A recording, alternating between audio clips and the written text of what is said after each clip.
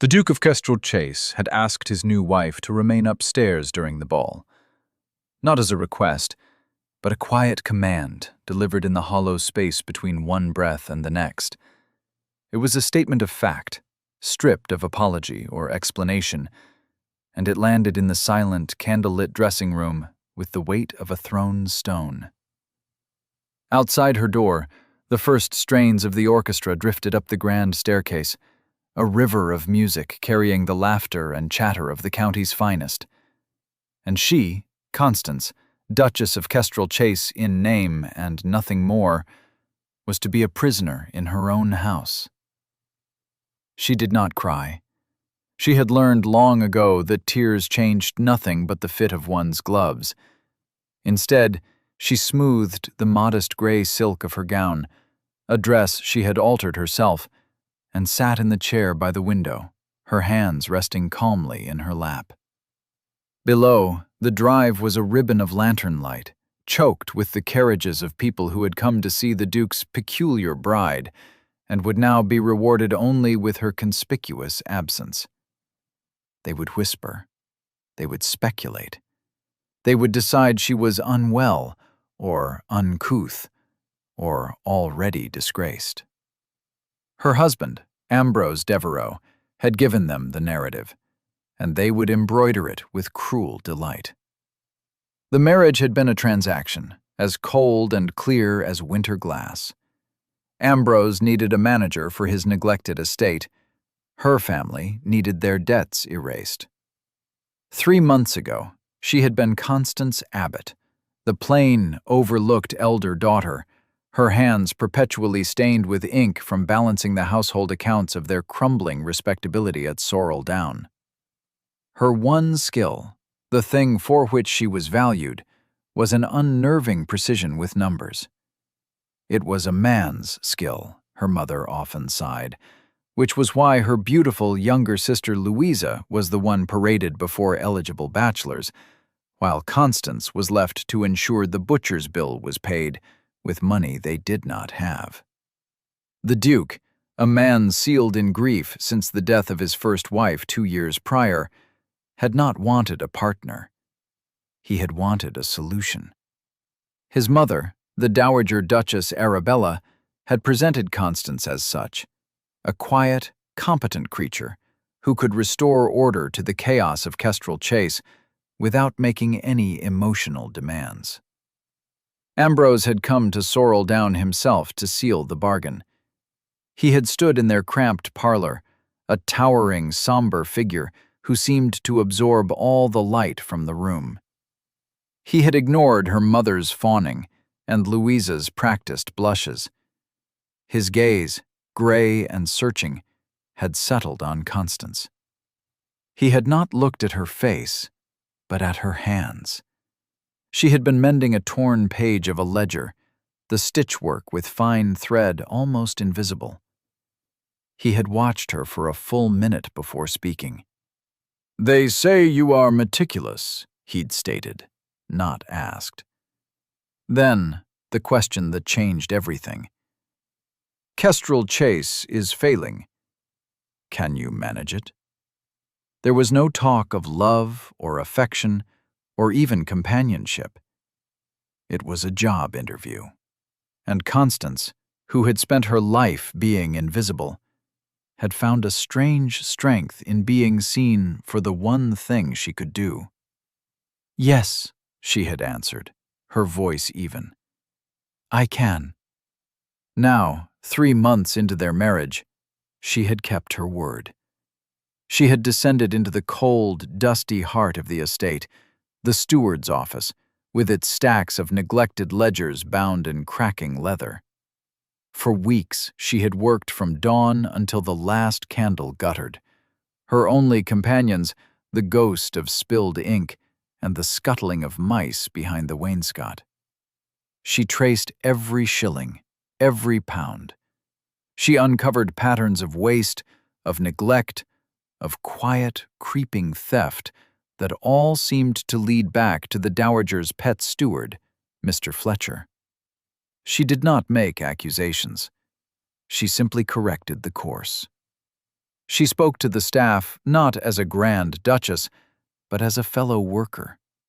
She learned the cook's name was Hannah, and that she needed a new oven. She learned the head groom, a gruff man named Obadiah, was underpaying his stable boys because the steward had cut his budget without explanation. Small changes, enacted quietly. The quality of the bread improved. The horses' coats began to shine. The endless, echoing chill of the great house receded as fires were properly laid and draperies mended against the drafts. The house was beginning to breathe again. Her husband remained a ghost in his own home. They dined together in silence at opposite ends of a monstrously long dining table. He would watch her, his expression unreadable, and she would meet his gaze without flinching. There were no shared moments, no softening of the contract. Yet she had begun to notice things. He started taking his evening brandy in the library, where the fire now burned brightly, instead of his cold private study. One evening, he had found her in the estate office, asleep at her desk, her cheek pillowed on an open ledger. She had awoken with a start to find a thick woolen blanket draped over her shoulders. He was gone, but the warmth of the blanket and the faint scent of sandalwood that clung to it remained. It was the first act of kindness she had received since setting foot in Kestrel Chase. It was a gesture that sat ill with the public humiliation he was now inflicting upon her. Why show her that small, private care, only to demand this great public shame? She looked down at the ballroom, a glittering box of light and sound. Her husband stood near the grand entrance, greeting his guests. He looked as he always did, severe, remote, a man encased in ice. But tonight, she thought she saw a tension in his shoulders, a tightness around his jaw that was new. He was not merely hosting a ball. He was setting a stage. And she, it seemed, was the unwilling star, hidden in the wings. The first person to challenge the accepted narrative was Lady Millicent Fenwick. A dowager of formidable reputation and even more formidable wealth, she possessed a tongue sharp enough to flay a man at 20 paces and an eye that missed nothing. She cornered the Duke near a pillar, her jeweled fan tapping impatiently against her palm. "Well, Ambrose," she began, her voice carrying over the music, "you throw a magnificent party. A pity your new wife is too ill to attend." Her tone made it clear she didn't believe the excuse for a moment. The Dowager Duchess Arabella, who had been hovering nearby, swept in. "Such a delicate constitution, you understand," she purred, her smile a slash of polite malice. "The excitement was simply too much for her."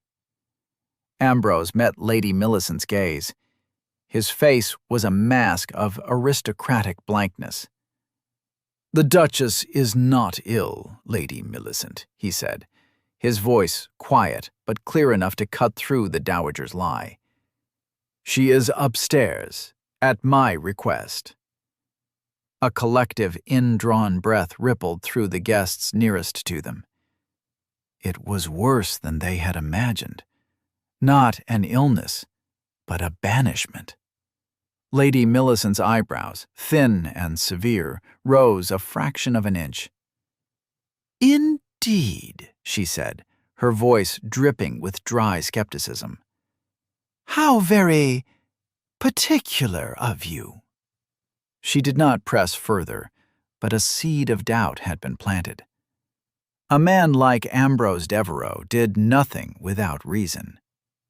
The whispers shifted, their tone changing from pity for the poor Duchess to a sharp, hungry curiosity. What had the girl done? Constance heard the change in the sound from below. The steady hum of the party had become something more punctuated, with lulls and sudden bursts of chatter. She walked to the large mirror in her room.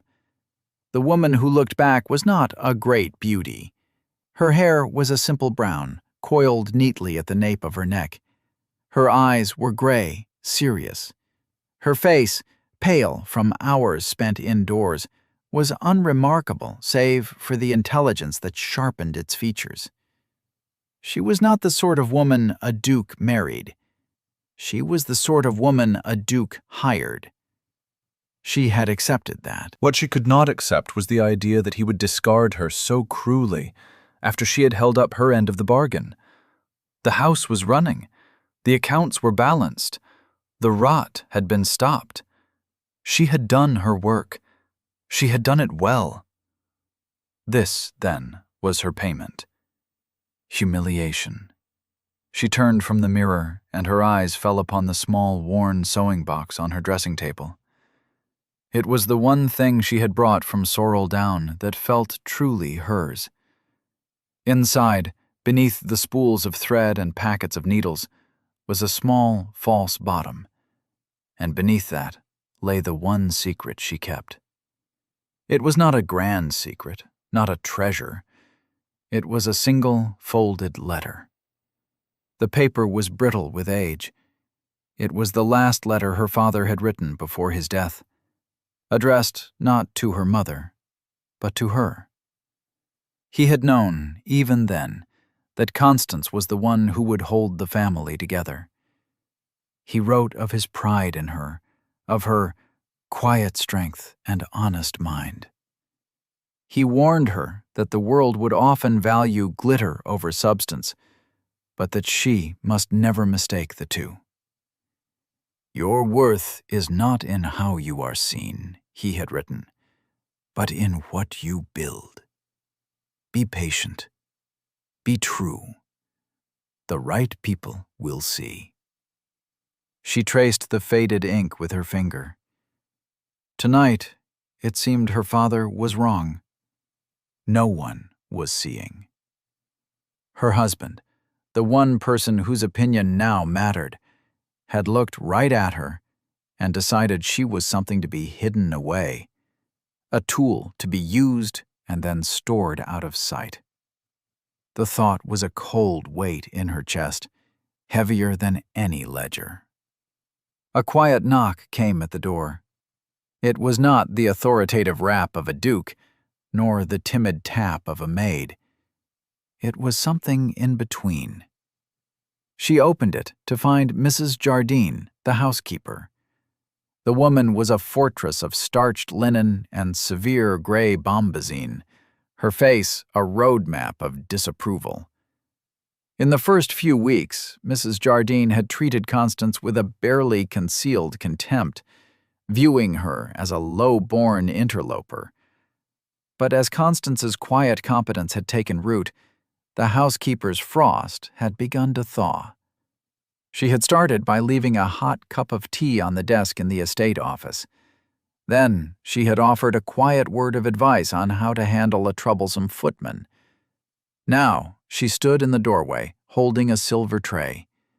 On it was a plate of small, perfect sandwiches, a slice of lemon cake, and a steaming pot of chamomile tea. "His Grace is occupied," Mrs. Jardine said, her voice gruff as ever. "But a duchess must still take her supper." It was a small act, but it was an act of loyalty. It was a declaration. Mrs. Jardine was not on the side of the glittering party downstairs. She was on the side of the quiet woman in the gray dress. Constance felt a prickling behind her eyes, the first hint of the tears she had refused to shed. "Thank you, Mrs. Jardine," she said, her voice not quite steady. The housekeeper gave a short, sharp nod. "The books are balanced for the first time in a decade, Your Grace," she said, by way of explanation. "That is worth more than all the dancing in the world." She turned and left, her back ramrod straight. Constance closed the door and leaned against it. One person had seen. Perhaps her father had been right after all. Downstairs, the atmosphere had grown thick with tension. Ambrose had moved to the center of the ballroom, standing beside the orchestra conductor. He held up a hand, not calling for silence, but commanding it. The music faltered, then stopped. The chatter died away into an expectant hush. Every eye in the room was on him. He looked out over the sea of faces, the curious, the malicious, the indifferent. His gaze found his mother, standing with Lady Selina Farrow, a diamond-bright beauty who had long considered herself the next Duchess of Kestrel Chase. Both women wore expressions of triumphant pity. They believed this was the moment he would formally announce his wife's indisposition and cast her aside. "My lords, ladies, and gentlemen," Ambrose began, his voice carrying to every corner of the vast room. "I thank you for joining me tonight at Kestrel Chase. I have not been a sociable host these past years, and this house has been too quiet. Some of you have wondered at the absence of my wife, the Duchess." He paused, letting the weight of his words settle. "There have been whispers, rumors, that she is ill, that she is unsuitable, that she has been dismissed from my company." Lady Selina's lips curved into a small, satisfied smile. "The truth," Ambrose continued, his voice dropping slightly, drawing the crowd in, "is that a grave accusation has been made against her. An accusation of theft, of conspiracy to defraud this estate of a significant sum of money." A collective gasp went through the room. This was better than any gossip. This was a full-blown scandal. The Dowager Duchess Arabella stepped forward, a picture of maternal concern. "Ambrose, my dear boy," she said, her voice trembling with manufactured sorrow. "Perhaps this is a private matter. We must not air such unpleasantness." "On the contrary, mother," Ambrose replied, his gaze like chips of ice. "This is a matter of public record, because the evidence against my wife was presented to me as fact. I was asked to believe it. I was asked to condemn her." He held up a single sheet of paper. "This is a letter, purportedly from the Duchess to a wine merchant in Marley, arranging for the overpayment of an invoice, with the difference to be delivered to her in secret." He then held up a ledger. "And this is the merchant's own book, showing a payment of £300 more than was owed. The evidence seems quite clear, does it not?" Lady Selina nodded almost imperceptibly, her eyes gleaming. Her trap had been sprung perfectly. Constance, sipping her tea, heard the silence from downstairs. It was an absolute void of sound, more alarming than the noise had been. Something was happening. She stood and walked back to the window, her heart beginning a slow, heavy beat against her ribs. She could not see into the ballroom, but she could feel the focused energy of the crowd, 100 pairs of eyes all turned to one spot. Turned to her husband. She thought of his face when he had confronted her with the forged letter 2 days ago. He had come to her in the estate office, closing the door behind him. He had not shouted or accused. He had simply laid the letter and the merchant's ledger on her desk.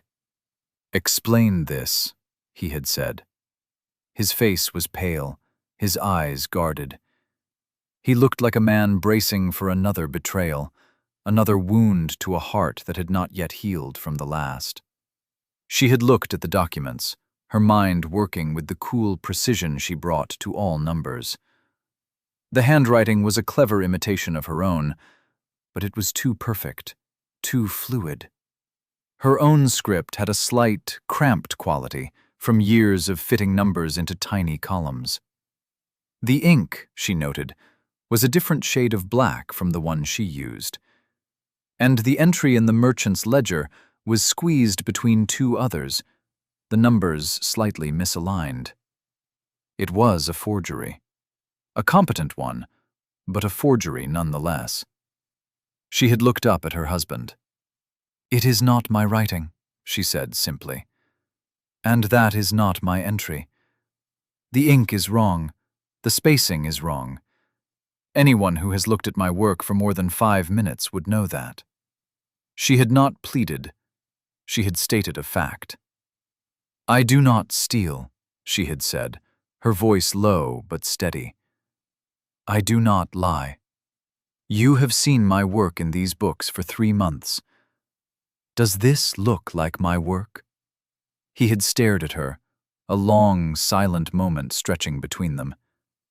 She saw the doubt in his eyes warring with a nascent, unwilling trust. He picked up one of her own ledgers, the real ones, and opened it. He ran his finger down a column of her neat, precise figures. He compared it to the forgery. Then he looked back at her. "No," he said, the single word a quiet admission. "It does not." That was all. He had taken the false documents and left without another word. She had not known what he intended to do. Until now. "Evidence, however, can be misleading," the Duke's voice rang out in the silent ballroom. "It can be manufactured."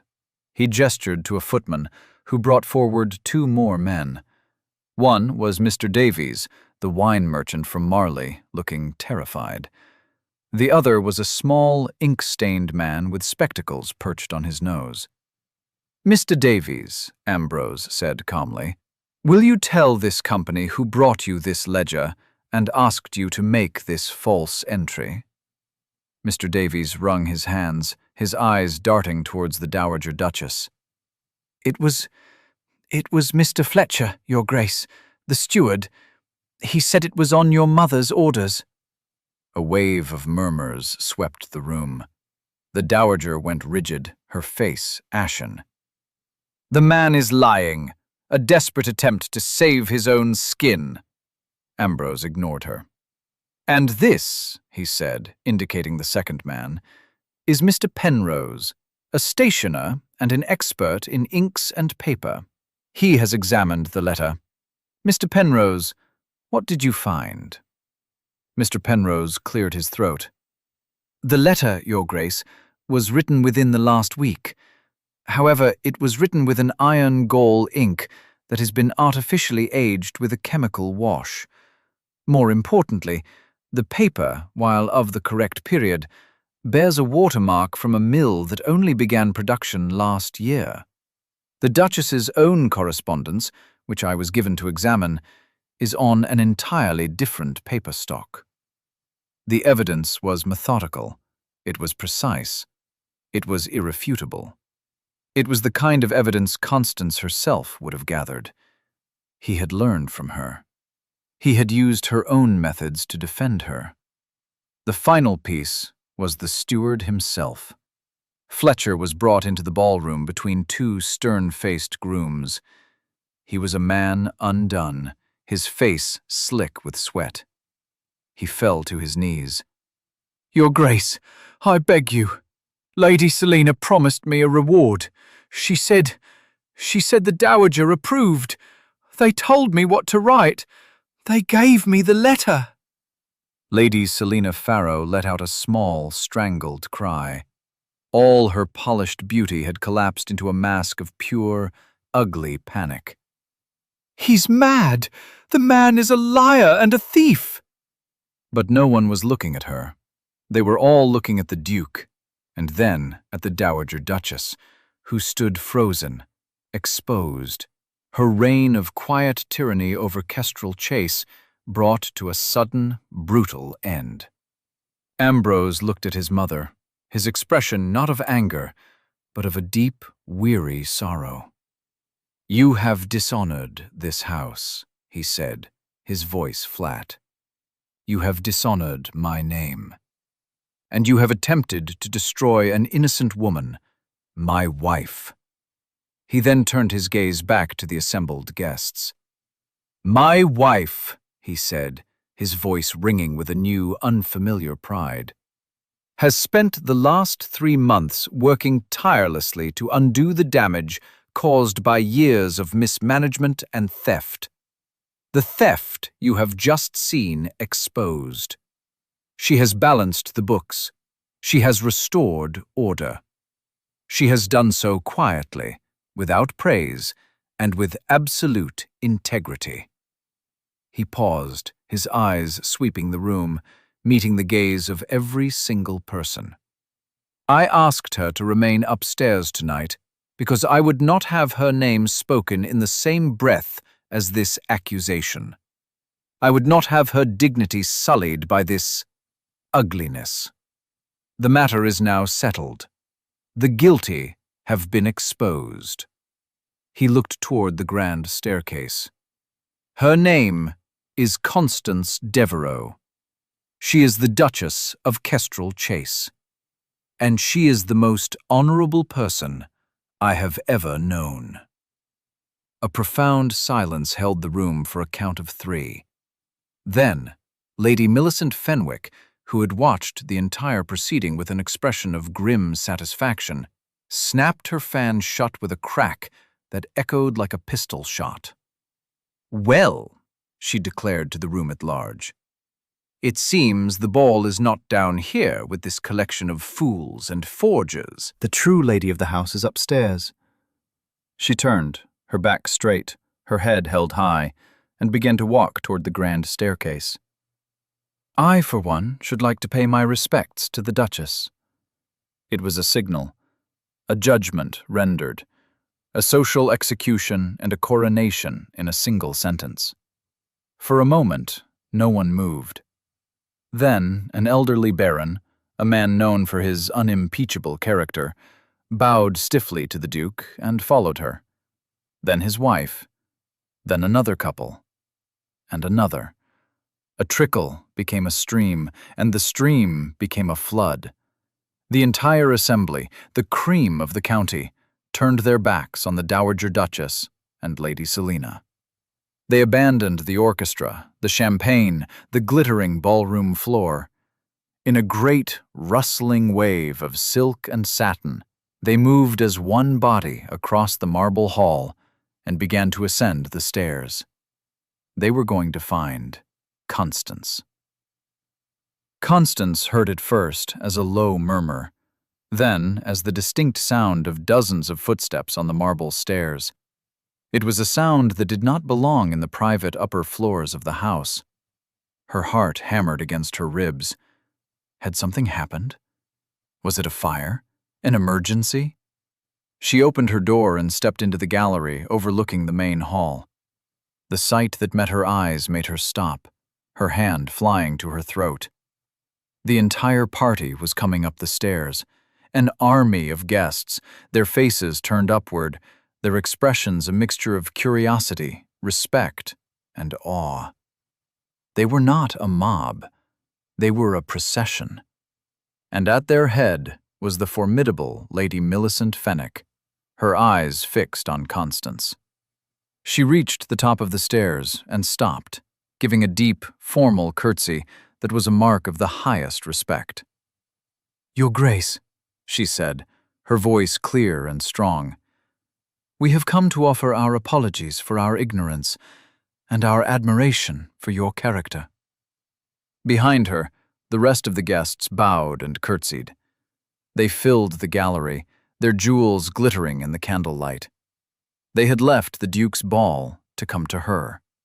They had chosen the quiet, invisible woman in the plain gray dress over the grandeur and the scandal below. They saw her. Finally, they saw her. She stood frozen for a moment, overwhelmed. She had expected disgrace. She had received a triumph. She found her voice, a quiet thread in the sudden silence. "Thank you, Lady Millicent," she said, her dignity a shield she had worn for so long it had become a second skin. "You are all most welcome at Kestrel Chase." She did not invite them into her rooms. She simply stood there, the calm center of the storm, and received them. One by one, they came forward to be introduced, to offer a word of respect. Her mind, so used to tracking numbers and details, catalogued their names and faces. She would remember who was here tonight. She would remember who had chosen substance over glitter. It was not a party. It was a court. Her court. And she had not sought it, but it had come to her. After what felt like an eternity, the guests began to disperse, making their way back downstairs to collect their cloaks and carriages, their voices a low, respectful buzz. The scandal was over. A new order had been established. Soon the gallery was empty again, save for one person. Ambrose. He had watched the entire scene from the bottom of the stairs. Now he ascended slowly, his eyes never leaving her face. He stopped before her, the space between them charged with everything that had not been said for 3 months. "I had to do it that way," he said, his voice low. "The lie had to be exposed in the same place it was intended to flourish, in public, so there could be no doubt." "I understand," she whispered. And she did. He had not sought to humiliate her. He had sought to vindicate her, absolutely and forever. He had used the cruel machinery of society against itself. He had given them a spectacle, and in doing so, had revealed the truth.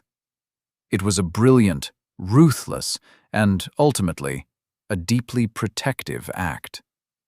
He looked at her, at the plain gray dress, at the calm, steady eyes that had seen him for what he was from the very beginning. A broken man in a broken house. He saw the strength she held in reserve, the quiet resilience that had weathered not just his family's cruelty, but a lifetime of being overlooked. He saw the woman who had brought his home, and his heart, back from the brink of decay, without ever asking for a single thing in return. And in that moment, the last of the ice around his heart finally cracked. He did something that shattered all protocol, all distance, all the cold terms of their contract.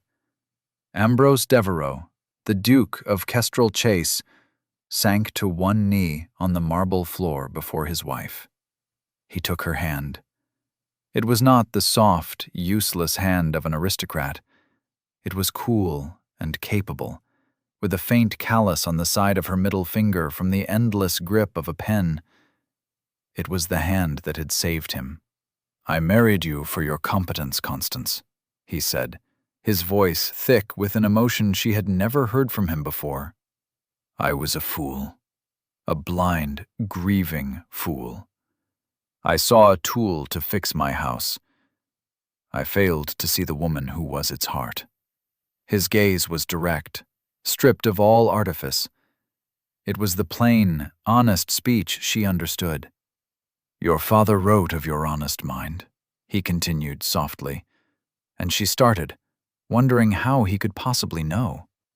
"He was right. But he neglected to mention your grace, your strength, and your profound kindness.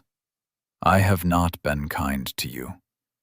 I have been a coward, hiding in my grief." He raised her hand to his lips. "The contract is finished. The debts are paid. You are free to go if you wish. But I am asking you not to. I am asking for a new beginning." He looked up at her, his proud, guarded face full of a raw, terrifying vulnerability. "I am asking you, Constance, will you choose me? Will you choose to stay and make this house our home? Together?" Tears, the ones she had held back for so long, finally welled in her eyes. Not tears of sorrow or humiliation, but of a vast, overwhelming relief. Of being seen. Of being known. Of being chosen, not for what she could do, but for who she was. The word he offered was the one she had craved her entire life. Together. She knelt before him, so they were face to face, equals on the cold marble floor. She reached out and touched his cheek, her fingers tracing the hard line of his jaw. He was real. This was real. Ambrose, she said, speaking his given name for the very first time. I already have. We'll take a very short break. If you don't want to miss new stories, please subscribe to the channel. 1 year later, the light that filled the halls of Kestrel Chase was different. It was warmer, softer, no longer the cold, sterile light of a museum, but the lived-in glow of a home. The scent of beeswax and lemon polish had replaced the smell of dust and decay. The sound of laughter, a sound the old house had forgotten, now echoed from the gardens where a small boy with his father's gray eyes and his mother's serious smile chased a wooden hoop across the newly manicured lawn. The Dowager Duchess Arabella was living in quiet, enforced retirement at a remote dower house in the north, her correspondence restricted and her influence extinguished. Lady Selina Farrow had retreated to the continent, her reputation in tatters. And Mr. Fletcher, the disgraced steward, was serving a lengthy sentence for his crimes. Justice had been as quiet and methodical as the woman who had set it in motion. In the estate office, the room that had once been Constance's sanctuary and her prison, two people sat side by side at the great oak desk.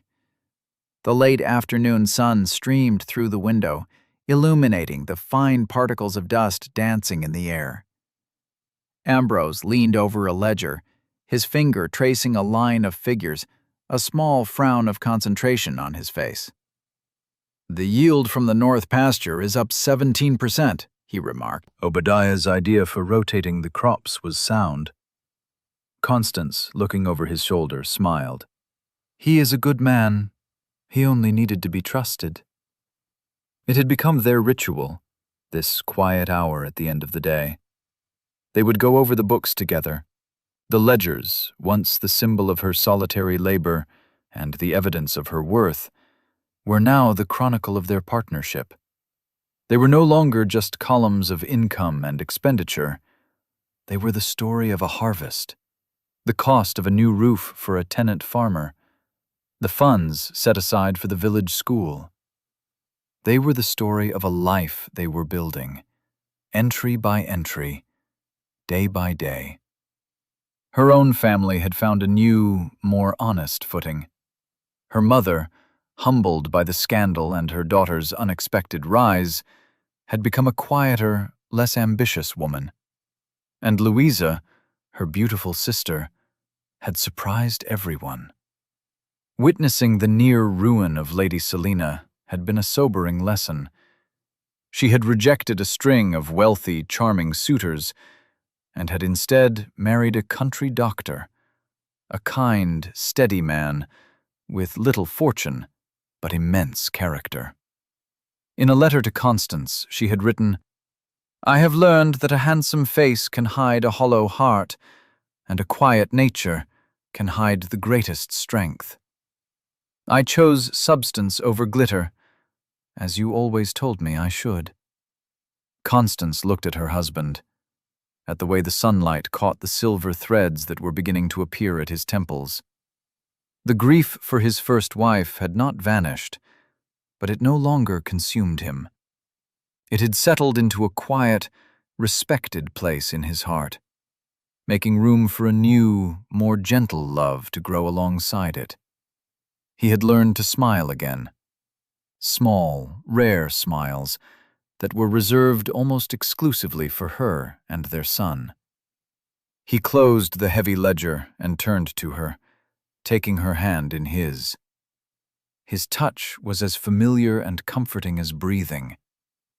"The books are balanced, Your Grace," he said, the formal title now a term of gentle, private affection. Is there anything else that requires your attention? Only this, she said softly. She leaned in and kissed him, a quiet, certain kiss that spoke of shared days and peaceful nights, of mutual respect and a love that had been forged not in a ballroom, but in the silent, ink-stained pages of their life together. He drew her closer, his hand coming up to cup her cheek. He was no longer the cold, remote duke, and she was no longer the invisible, overlooked woman. They were simply Ambrose and Constance, together. He looked past her, through the window, to the garden where their son had just tumbled onto the grass, letting out a peal of delighted laughter.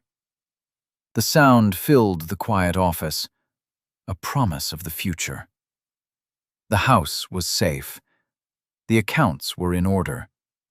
Their life, so carefully balanced, was rich beyond measure. Thank you for listening to the story all the way to the end. Please tell us which city you're watching from and what the story made you feel. Don't forget to subscribe so you won't miss new stories.